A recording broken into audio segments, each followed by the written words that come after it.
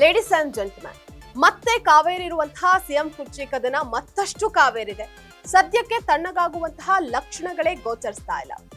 ಹೇಗಾದ್ರೂ ಈ ಬಾರಿಯೇ ಸಿಎಂ ಕುರ್ಚಿ ಮೇಲೆ ಕೂರ್ಲೇಬೇಕು ಅಂತ ಹೇಳಿ ಡಿಸೈಡ್ ಮಾಡಿರುವಂತಹ ಡಿಕೆ ಶಿವಕುಮಾರ್ ಸಿಎಂ ಸಿದ್ದರಾಮಯ್ಯ ಅವರಿಗೆ ಬಿಗ್ ಶಾಕ್ ನೀಡಿದ್ದಾರೆ.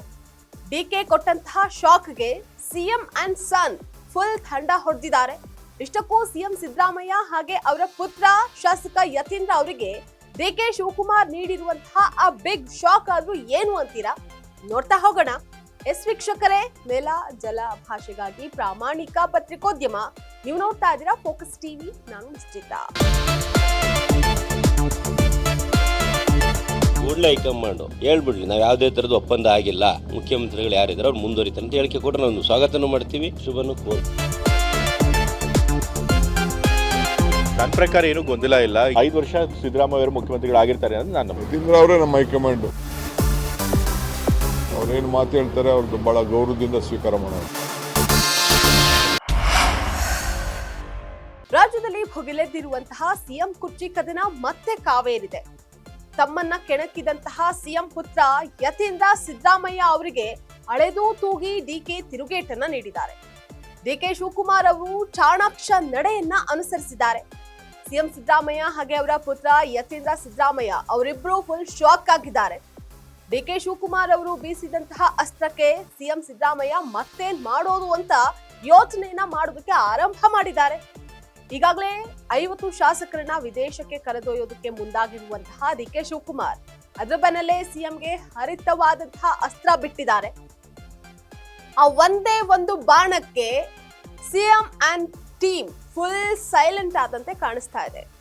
ಇಷ್ಟಕ್ಕೂ ಡಿಕೆ ಪ್ರಯೋಗ ಮಾಡಿರುವಂತಹ ಆ ಬಾಣವಾದ್ರೂ ಯಾವುದು ಅಂತ ನೋಡೋದಾದ್ರೆ ಅದ್ ಬೇರೆ ಯಾವುದು ಅಲ್ಲ, ಏನೂ ಅಲ್ಲ, ಹೈಕಮಾಂಡ್ ಬಾಣ.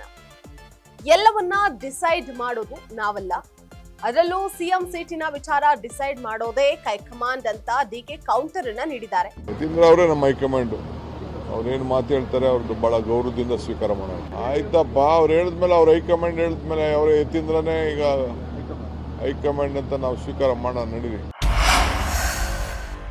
ತಮ್ಮ ತಂದೆಯೇ ಫುಲ್ ಟೈಮ್ ಸಿಎಂ ಅಂತ ಹೇಳಿರುವಂತಹ ಯತೀಂದ್ರ ಅವರ ಮಾತಿಗೆ ತಿರುಗೇಟನ್ನ ನೀಡಿರುವಂತಹ ಡಿಕೆ ಅದನ್ನ ಅವರ ಆಸೆ ಅಂತ ಕರೆದಿದ್ದಾರೆ.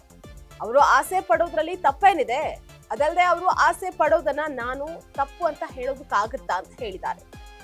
ಅದಷ್ಟೇ ಅಲ್ಲದೆ ಪ್ರಯತ್ನ ವಿಫಲ ಆಗಬಹುದು, ಆದ್ರೆ ಪ್ರಾರ್ಥನೆ ವಿಫಲ ಆಗೋದಿಲ್ಲ ಅಂತ ಹೇಳಿದ್ದಾರೆ. ಈ ಮಾತನ್ನ ಅವರು ಈ ಹಿಂದೆಯೂ ಹೇಳಿದ್ರು. ಆದ್ರೆ ಅವರ ಮಾತಿನಲ್ಲಿ ಒಂದು ಮಾತನ್ನ ಗಮನಿಸಬೇಕಾಗಿದೆ. ಅದೇನಂದ್ರೆ ಸಿದ್ದರಾಮಯ್ಯ ಅವರೇ ಫುಲ್ ಟೈಮ್ ಸಿಎಂ ಅನ್ನುವಂಥದ್ದು ಅವರು ಆಸೆ ಅಂತ ಕರೆದಿದ್ದಾರೆ. ಅಲ್ಲದೆ ನಾವು ಅದನ್ನ ತಪ್ಪು ಅಂತ ಹೇಳೋದಕ್ಕೂ ಆಗತ್ತಾ ಅಂತ ಹೇಳಿದ್ದಾರೆ. ಅಲ್ಲದೆ ಎಲ್ಲವೂ ಹೈಕಮಾಂಡ್ ಆದೇಶವೇ ಅಂತಿಮ ಅಂತ ಸಹ ಹೇಳಿದ್ದಾರೆ.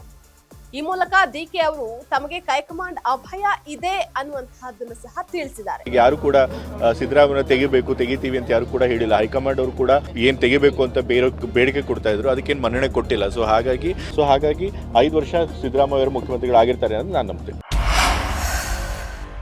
ಇನ್ನು ಡಿಕೆ ಶಿವಕುಮಾರ್ ಅವರು ಕೌಂಟರ್ ಕೊಡ್ತಾ ಇದ್ದಂತೆ ಸಿಎಂ ಪುತ್ರ ಯತೀಂದ್ರ ಫುಲ್ ಸೈಲೆಂಟ್ ಆಗಿದ್ದಾರೆ. ರಾಗ ಬದಲಾಯಿಸಿದ್ದಾರೆ. ನಾನ್ ಹೇಳಿರೋದು ಅದನ್ನೇ ಅಂತ ಹೇಳಿದ್ರು. ಇನ್ನು ಹೈಕಮಾಂಡ್ ಆದೇಶವನ್ನ ಎಲ್ಲರೂ ಸಹ ಪಾಲನೆ ಮಾಡಲೇಬೇಕು ಅಂತ ಹೇಳಿದ್ದಾರೆ. ನಾನ್ ಹೇಳಿರೋದು ಇದನ್ನೇ ಅಂತ ತಿಳಿಸಿದ್ರು. ಒಟ್ಟಾರೆಯಾಗಿ ಸಿಎಂ ಸಿದ್ದರಾಮಯ್ಯ ಅವರಿಗೆ DCM DK Shivakumar strong counter ಅನ್ನ ಕೊಟ್ಟಿದ್ದಾರೆ. ಆದ್ರೆ ಅನುಭವಿ ಸಿದ್ದರಾಮಯ್ಯ ಅವರು ಮಾತ್ರ ಸೈಲೆಂಟ್ ಆಗಿರೋದಕ್ಕೆ ಸಾಧ್ಯನಾ? ಹಾಗೊಮ್ಮೆ ಅವರು ಸೈಲೆಂಟ್ ಆಗಿದ್ದು ಹೊಸ ಪ್ಲಾನ್ ಮಾಡದೇ ಇರೋದಕ್ಕೆ ಸಾಧ್ಯನಾ ಅನ್ನುವಂಥದ್ದೇ ಸದ್ಯದ ಪ್ರಶ್ನೆ. ಇದಾಗಿತ್ತು ಇವತ್ತಿನ ಫೋಕಸ್ ಸ್ಪೆಷಲ್ ಸ್ಟೋರಿ. ನೆಲ ಜಲ ಭಾಷೆಗಾಗಿ ನೋಡ್ತಾ ಇರಿ ಫೋಕಸ್ ಟಿವಿ. ಕೂಡಲೇ ಹೈಕಮಾಂಡ್ ಹೇಳ್ಬಿಡ್ಲಿ, ನಾವು ಯಾವುದೇ ತರದ ಒಪ್ಪಂದ ಆಗಿಲ್ಲ, ಮುಖ್ಯಮಂತ್ರಿಗಳು ಯಾರಿದ್ದಾರೆ ಅವ್ರು ಮುಂದುವರಿತಾರೆ ಅಂತ ಹೇಳಿಕೆ ಕೊಟ್ಟರೆ ನಾವು ಸ್ವಾಗತನೂ ಮಾಡ್ತೀವಿ, ಶುಭನೂ ಕೋರ್.